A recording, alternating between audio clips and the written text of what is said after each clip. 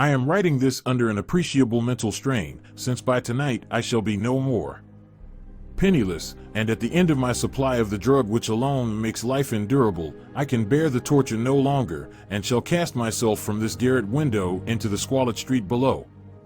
Do not think from my slavery to morphine that I am a weakling or a degenerate.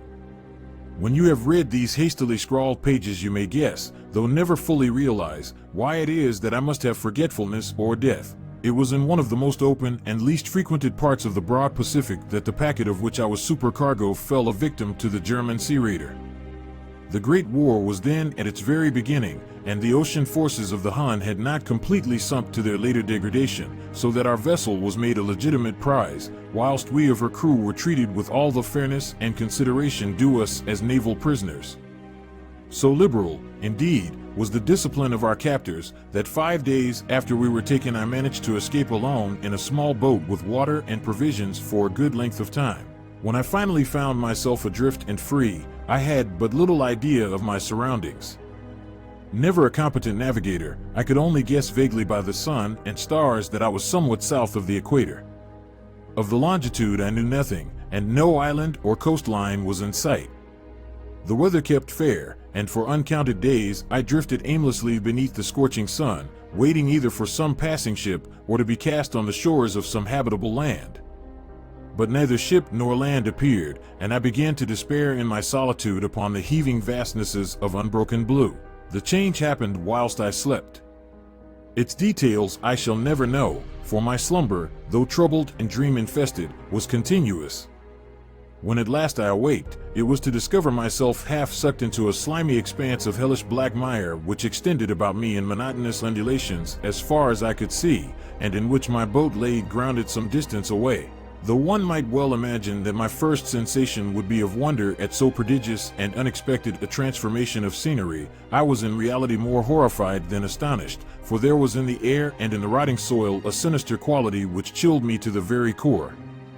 The region was putrid with the carcasses of decaying fish, and of other less describable things which I saw protruding from the nasty mud of the unending plain. Perhaps I should not hope to convey in mere words the unutterable hideousness that can dwell in absolute silence and barren immensity. There was nothing within hearing, and nothing in sight save a vast reach of black slime, yet the very completeness of the stillness and the homogeneity of the landscape oppressed me with a nauseating fear. The sun was blazing down from a sky which seemed to me almost black in its cloudless cruelty, as though reflecting the inky marsh beneath my feet. As I crawled into the stranded boat, I realized that only one theory could explain my position. Through some unprecedented volcanic upheaval, a portion of the ocean floor must have been thrown to the surface, exposing regions which for innumerable millions of years had lain hidden under unfathomable watery depths. So great was the extent of the new land which had risen beneath me that I could not detect the faintest noise of the surging ocean, strain my ears as I might.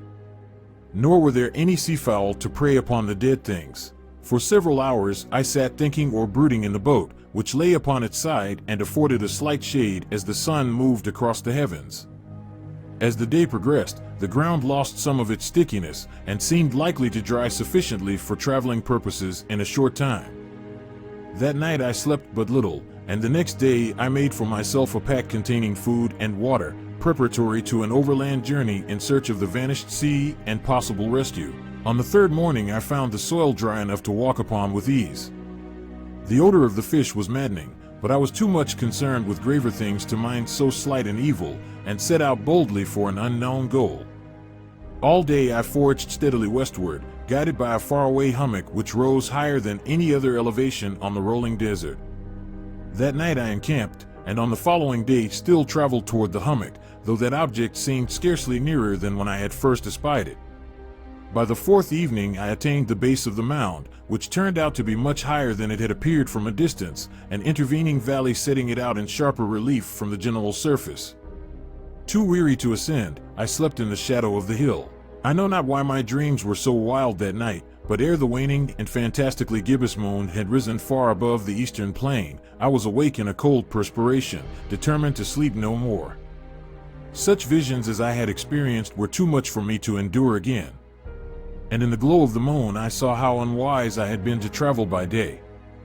Without the glare of the parching sun, my journey would have cost me less energy. Indeed, I now felt quite able to perform the ascent which had deterred me at sunset. Picking up my pack, I started for the crest of the eminence. I have said that the unbroken monotony of the rolling plain was a source of vague horror to me, but I think my horror was greater when I gained the summit of the mound and looked down the other side into an immeasurable pit or canyon, whose black recesses the moon had not yet soared high enough to illumine. I felt myself on the edge of the world, peering over the rim into a fathomless chaos of eternal night. Through my terror ran curious reminiscences of Paradise Lost and of Satan's hideous climb through the unfashioned realms of darkness. As the moon climbed higher in the sky, I began to see that the slopes of the valley were not quite so perpendicular as I had imagined.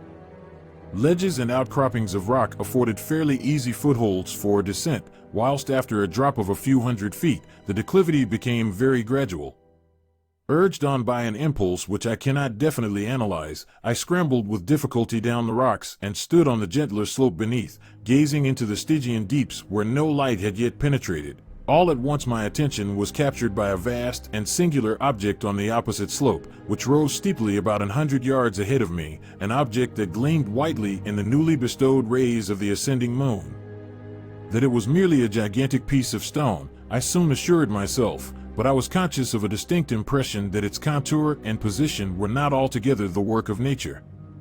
A closer scrutiny filled me with sensations I cannot express, for despite its enormous magnitude, and its position in an abyss which had yawned at the bottom of the sea since the world was young, I perceived beyond a doubt that the strange object was a well-shaped monolith whose massive bulk had known the workmanship and perhaps the worship of living and thinking creatures.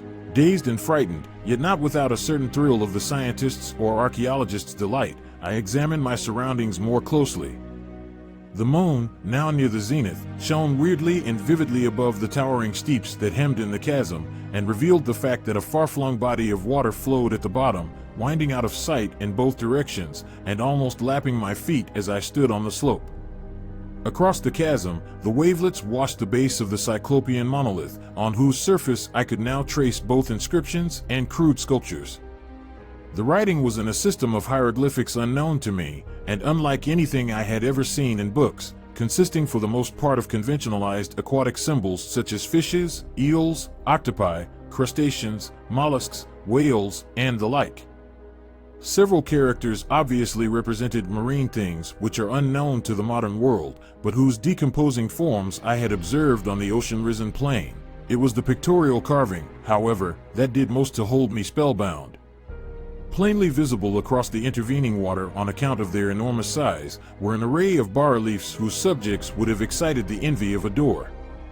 I think that these things were supposed to depict men, at least, a certain sort of men, though the creatures were shown disporting like fishes in the waters of some marine grotto, or paying homage at some monolithic shrine which appeared to be under the waves as well.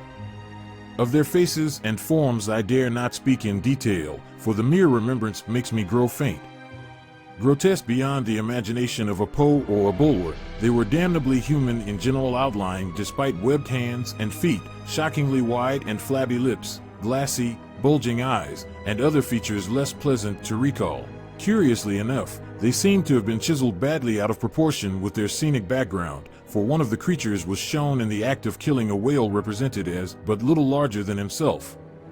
I remarked, as I say, their grotesqueness and strange size, but in a moment decided that they were merely the imaginary gods of some primitive fishing or seafaring tribe, some tribe whose last descendant had perished eras before the first ancestor of the Piltdown or Neanderthal man was born. Awestruck at this unexpected glimpse into a past beyond the conception of the most daring anthropologist, I stood musing whilst the moon cast queer reflections on the silent channel before me. Then suddenly I saw it. With only a slight churning to mark its rise to the surface, the thing slid into view above the dark waters. Vast, Polyphemus-like, and loathsome, it darted like a stupendous monster of nightmares to the monolith, about which it flung its gigantic scaly arms, the while it bowed its hideous head and gave vent to certain measured sounds. I think I went mad then. Of my frantic ascent of the slope and cliff, and of my delirious journey back to the stranded boat, I remember little. I believe I sang a great deal, and laughed oddly when I was unable to sing. I have indistinct recollections of a great storm some time after I reached the boat. At any rate, I know that I heard peals of thunder and other tones which nature utters only in her wildest moods. When I came out of the shadows, I was in a San Francisco hospital, brought thither by the captain of the American ship which had picked up my boat in mid-ocean. In my delirium I had said much, but found that my words had been given scant attention. Of any land upheaval in the Pacific, my rescuers knew nothing, nor did I deem it necessary to insist upon a thing which I knew they could not believe. Once I sought out a celebrated ethnologist, and amused him with peculiar questions regarding the ancient Philistine legend of Dagon, the fish god, but soon perceiving that he was hopelessly conventional, I did not press my inquiries. It is at night, especially when the moon is gibbous and waning, that I see the thing. I tried morphine, but the drug has given only transient surcease, and has drawn me into its clutches as a hopeless slave. So now I am to end it all, having written a full account for the information or the contemptuous amusement of my fellowmen. Often I asked myself if it could not all have been a pure phantasm, a mere freak of fever as I lay sunstricken and raving in the open boat after my escape from the German man-of-war. This I asked myself, but ever does there come before me a hideously vivid vision in reply. I cannot think of the deep sea without shuddering at the nameless things that may at this very moment be crawling and floundering on its slimy bed, worshipping their ancient stone idols and carving their own detestable likenesses on submarine obelisks of water-soaked granite. I dream of a day when they may rise above the billows to drag down in their reeking talons the remnants of puny, war-exhausted mankind, of a day when the land shall sink and the dark ocean floor shall ascend amidst universal pandemonium.